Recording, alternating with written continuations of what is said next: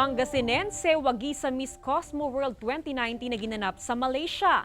Kilalanin siya sa ulat ni Russell Simorio. Hindi maitago ng amang si Gerardo ang tuwa matapos tanghaling second runner-up sa Miss Cosmo World 2019 ang anak na si Jessamay Magnayo de Vera. Tubong barangay na Gilayan, San Carlos City ang 21 anyo sa beauty queen na siyang naging pambato ng bansa sa ginanap na kompetisyon sa Malaysia. Kwento ni Tatay Gerardo, bata pa lang na magsimulang sumali sa mga beauty pageant si Jessamay. Talagang hilig niya po yan ng pageant. Ayun, pinabayaan na namin siya dahil yan ang gusto niya. So sinuportahan niya? Suporta lang para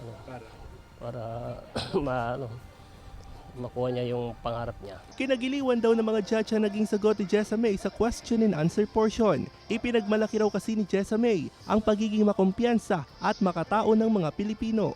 Being your queen who has personality, flexibility, and consistency. I'm going to promote my country, having this personality of hospitality as a Filipina.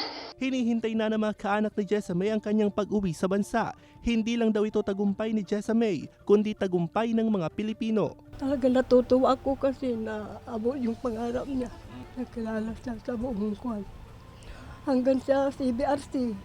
Kasama si Ron Alistair Taniedo, ako si Russell Simorio, naghahatid ng Balitang Amyanan.